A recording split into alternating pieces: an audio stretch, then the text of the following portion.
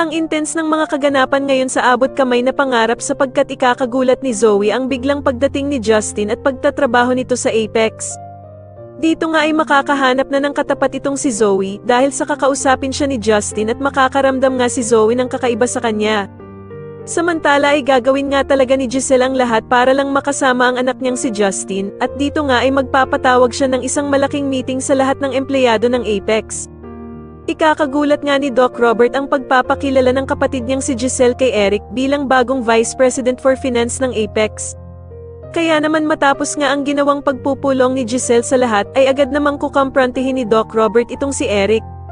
Sasabihin niya nga dito na nagdududa daw siya sa biglang pagtulong nito sa Apex samantalang papaalis na sana siya papuntang Amerika. Pero sasagutin lamang siya ni Eric na kung wala ba daw siyang tiwala sa kanya. Kaya naman ay galit na susugodin ni Doc Robert ang kanyang ate Giselle at tatanungin niya nga ito kung bakit hindi daw nito sinabi sa kanya ang pinaplano niya kay Justin. At dito nga ay sasabihin ni Giselle na ito nga daw ang hininging kondisyon ni Justin para manatili siya dito sa Pilipinas.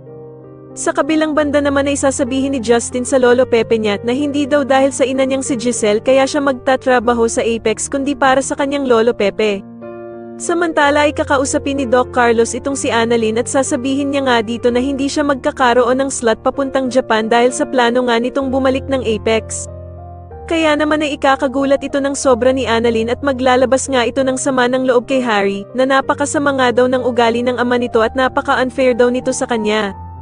Sa tingin niyo dito na nga kaya matigil ang kasamaan ng mag-inang Zoe at Moira, sa tulong ng anak ni Giselle na si Justin, mas lalo na nga talagang nagiging exciting ang mga susunod na kaganapan kaya naman ay mas lalo pa nating abangan ang mas lalong gumigandang abot kamay na pangarap. Maraming salamat po sa inyong panonood at sana po ay ma-subscribe niyo ako. Maraming salamat po.